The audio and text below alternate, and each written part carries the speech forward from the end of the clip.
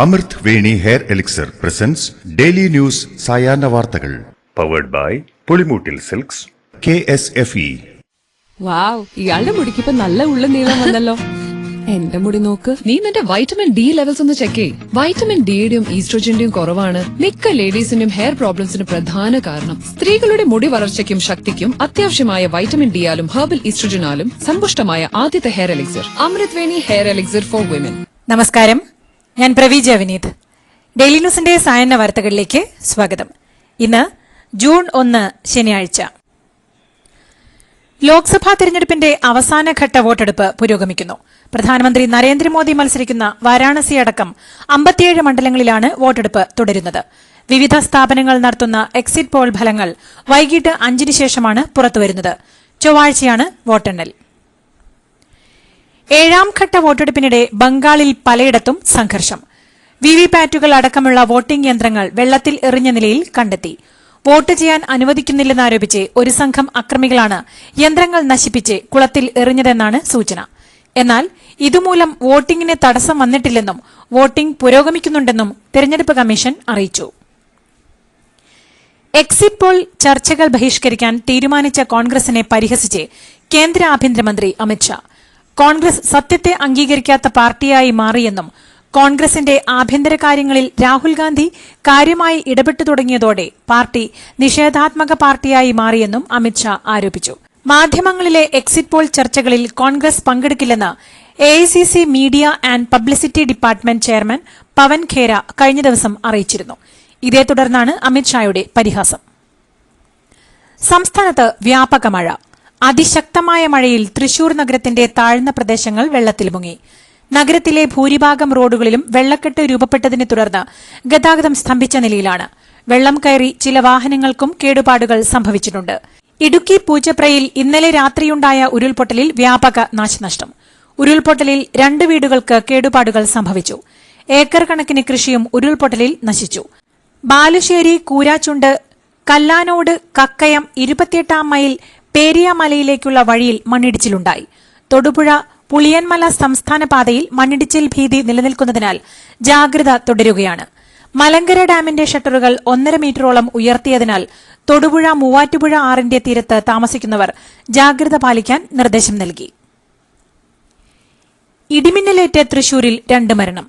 തൃശൂർ വലപ്പാട് കോതകുളം വാഴൂർ ക്ഷേത്രത്തിനടുത്ത് വേളേക്കാട് സുധീറിന്റെ ഭാര്യ നിമിഷയാണ് മരിച്ചത്. വീടിന് പുറത്തുള്ള ബാത്റൂമിൽ വെച്ചാണ് നിമിഷയ്ക്ക് ഇടിമിന്നലേറ്റത്. എരുമപ്പെട്ടി വേലൂർ കുറുമാൻ പള്ളിക്ക് സമീപം താമസിക്കുന്ന തോപ്പിൽ വീട്ടിൽ ഗണേശൻ വീട്ടിനകത്തിരിക്കുമ്പോൾ ഇടിമിന്നലേറ്റാണ് മരിച്ചത്. കനത്ത മഴയെ തുടർന്ന് തൃശൂർ ഒല്ലൂരിൽ റെയിൽവേ ട്രാക്കിലേക്ക് മണ്ണിടിഞ്ഞു വീണ് ട്രെയിൻ ഗതാഗതം അല്പസമയത്തേക്ക് തടസ്സപ്പെട്ടു.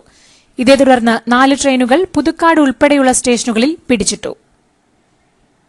പണ്ട് മുത്തശ്ശിയുടെ കല്യാണക്കഥ കേട്ട മുതലെയുള്ള ആഗ്രഹമാണ് അന്നത്തെ മുത്തശ്ശിയെ പോലെ എന്റെ കല്യാണത്തിന് എടുത്തൊരുങ്ങണമെന്ന്.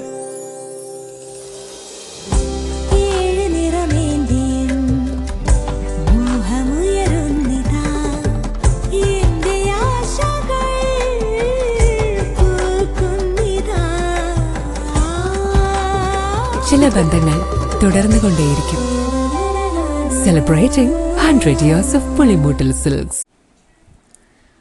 അവയവ കച്ചവടത്തിനായുള്ള മനുഷ്യക്കടത്ത് കേസിലെ മുഖ്യ കണ്ണിയെ പ്രത്യേക അന്വേഷണ സംഘം ഹൈദരാബാദിൽ നിന്നും പിടികൂടി. ഹൈദരാബാദ് സ്വദേശിയായ പ്രതാപൻ എന്ന പേരിൽ അറിയപ്പെടുന്ന ബല്ലംകൊണ്ട രാമപ്രസാദ് ആണ് പിടിയിലായതെന്ന് അന്വേഷണ സംഘം അറിയിച്ചു. നിലവിൽ ആലുവ പോലീസിന്റെ കസ്റ്റഡിയിലാണ് പ്രതി. ഓൺലൈനിൽ ആളുകളെ കണ്ടെത്തി അവയവദാതാവാകാൻ പ്രേരിപ്പിക്കുന്നതാണ് ഇയാളുടെ രീതി.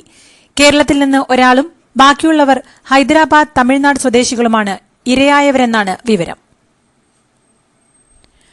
മാസപ്പടി കേസുമായി ബന്ധപ്പെട്ട് പ്രോസിക്യൂഷൻ നടപടികളിലേക്ക് കടക്കണമോ എന്ന് പ്രാഥമിക അന്വേഷണത്തിന് ശേഷമേ തീരുമാനിക്കുകയുള്ളൂവെന്ന് ആദായനികുതി വകുപ്പ്. SFIO ഇപ്പോൾ നടത്തുന്നത് പ്രാഥമിക അന്വേഷണം മാത്രമാണെന്നും ആദായനികുതി വകുപ്പ് ഡൽഹി ഹൈക്കോടതിയിൽ ഫയൽ ചെയ്ത തൽസ്ഥിതി റിപ്പോർട്ടിൽ വ്യക്തമാക്കി. സമസ്തയെ ഒന്നും പഠിപ്പിക്കാൻ ആരും വരേണ്ടെന്ന് സമസ്ത പ്രസിഡന്റ് മുഹമ്മദ് ജിഫ്രി മുത്തുക്കോയ തങ്ങൾ. സമസ്തയ്ക്ക് സ്വന്തം നയമുണ്ടെന്നും അത് പാരമ്പര്യമായി പിന്തുടരുന്നുണ്ടെന്നും അത് മാറ്റാൻ ആരും ശ്രമിക്കേണ്ടെന്നും അദ്ദേഹം പറഞ്ഞു. മുസ്ലിം ലീഗ് സമസ്ത തർക്കങ്ങൾ തുടരുന്ന സാഹചര്യത്തിലാണ് ജിഫ്രി മുത്തുക്കോയ തങ്ങളുടെ പരാമർശം. നിയമ നടപടികളുടെ ഭാഗമായി കാറിനുള്ളിലെ സ്വിമ്മിംഗ് പൂളിലെ യാത്രയിൽ യൂട്യൂബർ സഞ്ജു ടെക്കിക്ക് തൽക്കാലത്തേക്ക് കാറും നഷ്ടമാകും. നിലവിൽ ആർടിഒയുടെ കസ്റ്റഡിയിലുള്ള കാർ മന്നഞ്ചേരി പോലീസിനാണ് കൈമാറുന്നത്. കാറിനുള്ളിലെ സ്വിമ്മിംഗ് പൂളിലെ യാത്രയുമായി ബന്ധപ്പെട്ട് സഞ്ജുവിനും കൂട്ടുകാർക്കുമെതിരെ പ്രോസിക്യൂഷൻ നടപടി സ്വീകരിക്കുന്നതിന്റെ ഭാഗമായാണ് കാർ പോലീസ് കസ്റ്റഡിയിൽ വിട്ടുനൽകുന്നത്. ഹൈക്കോടതി നിർദ്ദേശപ്രകാരമാണ് നടപടി. വേനൽ അവധി കഴിഞ്ഞ് പുതിയ അധ്യയന വർഷത്തിൽ സ്കൂളിലേക്കെത്തുന്ന വിദ്യാർത്ഥികൾക്ക് ഉപദേശവും മുന്നറിയിപ്പും നൽകി കൊച്ചി പോലീസ്. നിങ്ങളുടെ മുമ്പിൽ ജീവിതത്തെ തന്നെ തകർക്കുന്ന ചതിക്കുഴികൾ പതിയിരിക്കുന്നുണ്ട്. അത് തിരിച്ചറിഞ്ഞായിരിക്കണം മുന്നോട്ടുള്ള യാത്ര. ഒരു തരത്തിലുള്ള ലഹരി വസ്തുക്കളും ഉപയോഗിക്കരുതെന്നും ലഹരി ഇടപാടുകൾ ശ്രദ്ധയിൽപ്പെട്ടാൽ ഉടനെ അധ്യാപകരെ അറിയിക്കണമെന്നും എറണാകുളം റൂറൽ ജില്ലാ പോലീസ് മേധാവി ഡോക്ടർ വൈഭവ് സക്സേന IPS അറിയിച്ചു. എറണാകുളം ജില്ലയിലെ നദികളിലെയും തോടുകളിലെയും നീരൊഴുക്ക് സുഗമമാക്കുന്ന ഓപ്പറേഷൻ വാഹിനി പദ്ധതിക്ക് തുടക്കം. ഇടപ്പള്ളി കനാലാണ് ആദ്യം വൃത്തിയാക്കുന്നത്. ഇറിഗേഷൻ വകുപ്പിന്റെയും കൊച്ചി കോർപ്പറേഷന്റെയും നേതൃത്വത്തിലാണ് ശുചീകരണം. കഴിഞ്ഞ മഴയിൽ ഇടപ്പള്ളിയിലും കളമശ്ശേരിയിലും വെള്ളക്കെട്ട് രൂക്ഷമായതിനെ തുടർന്നാണ് ഓപ്പറേഷൻ വാഹിനി പദ്ധതി എത്രയും വേഗം നടപ്പാക്കണം എന്ന ആവശ്യമുയർന്നത്.